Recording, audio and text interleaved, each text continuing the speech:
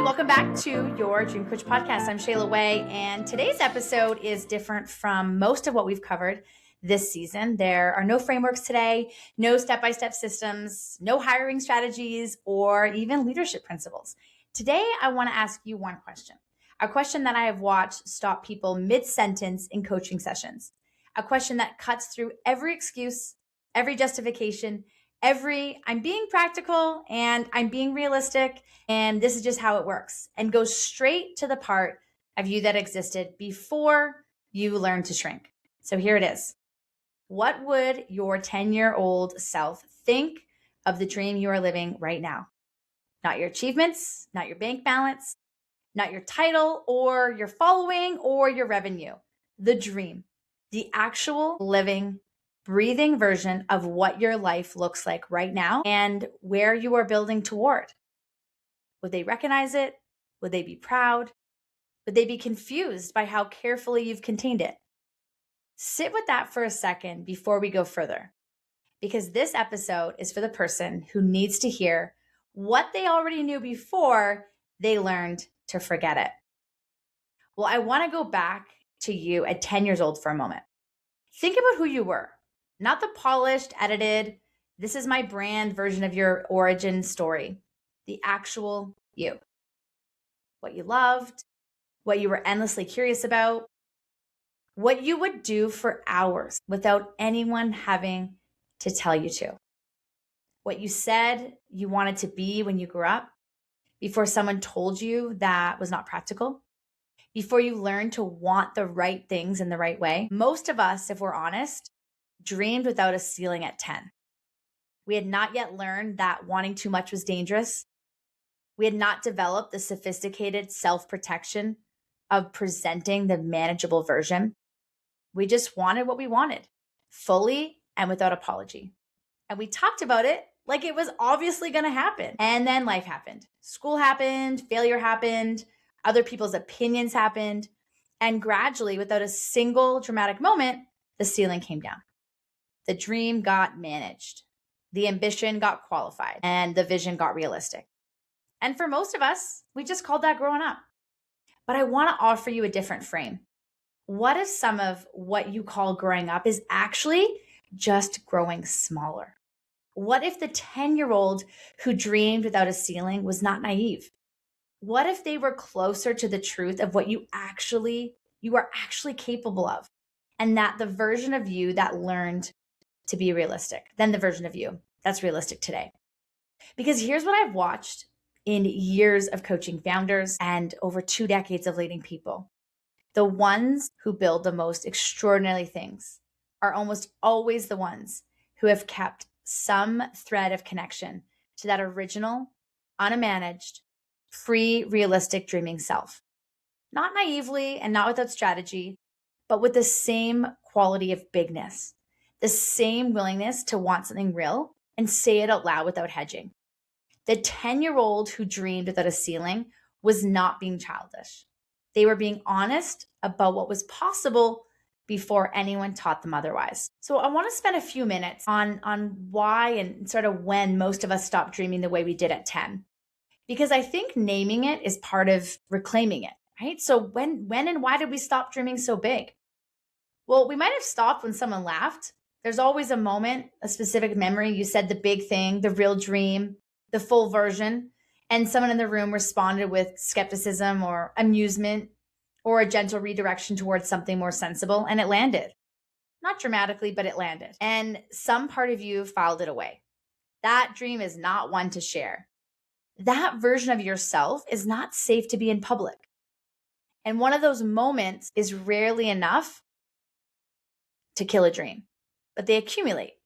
And eventually, the habit of not saying the big thing becomes so automatic that you just stop even saying it to yourself. And so we stopped when we failed at something that we cared about. And I see this a lot when you start to think back to the work that, I do as a coach and questions that I ask is failure at something you genuinely invested in has a particular kind of sting, not just the disappointment of the result, the questioning of the whole direction, the temptation to manage your dreams down to a size where failing at them hurts less, where the gap between where you are and where you're going is small enough that you do not have to be fully invested in crossing it.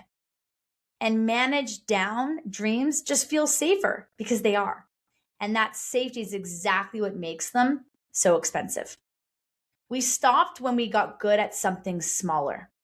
And that is the most subtle one. And the one I see most often in high achiever, especially as founders and leaders, is you got really good at something and you built a business around it and the business worked. And somewhere in the success, the original dream, the bigger one, the one that was present before the business existed, got set aside. Not abandoned, just deprioritized, just one day at a time, indefinitely.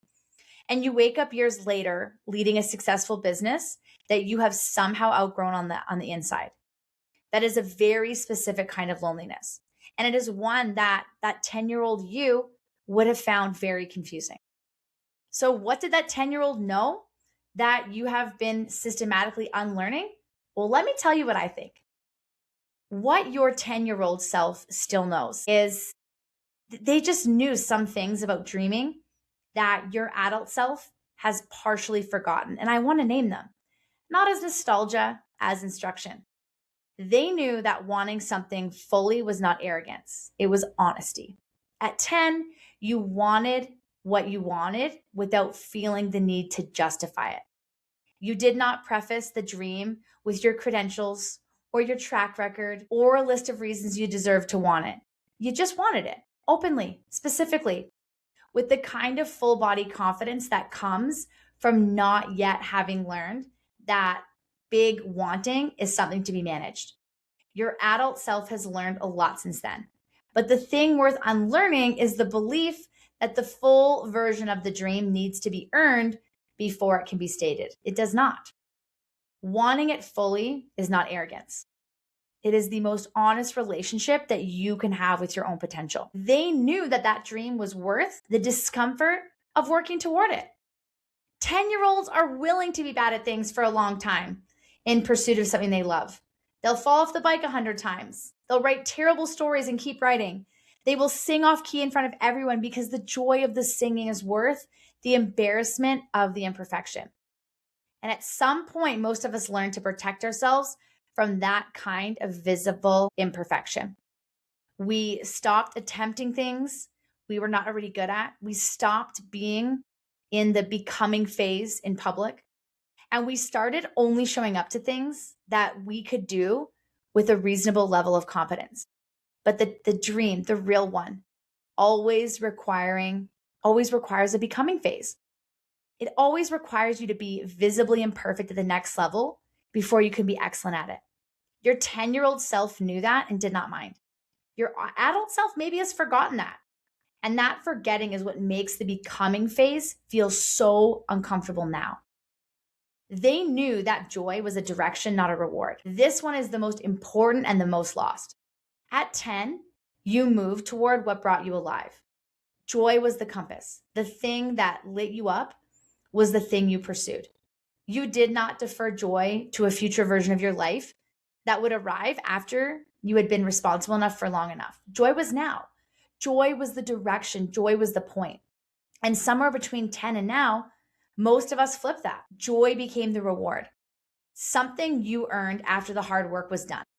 Something you would get to eventually in the version of your life that existed after you had built enough and achieved enough and proven enough.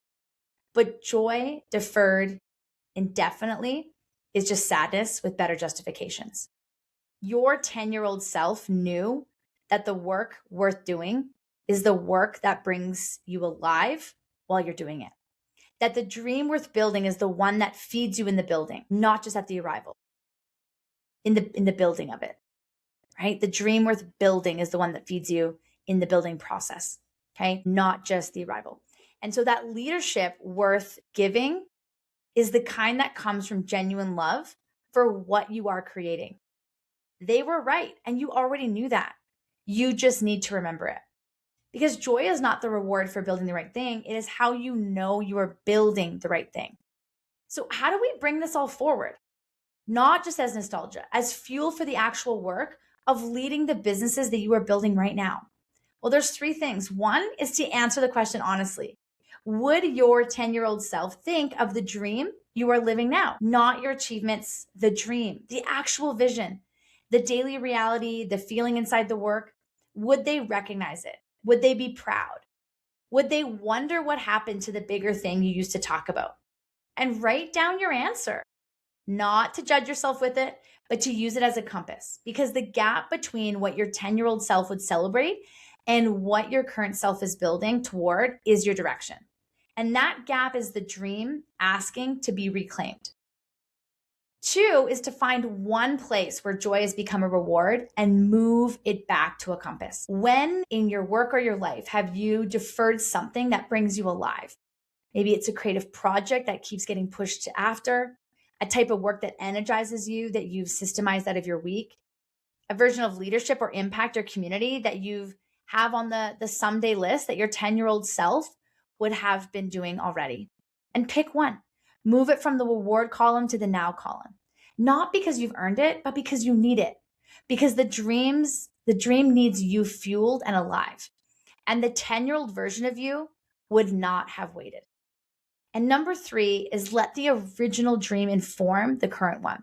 You do not need to abandon everything that you've built and go back to what you wanted at 10.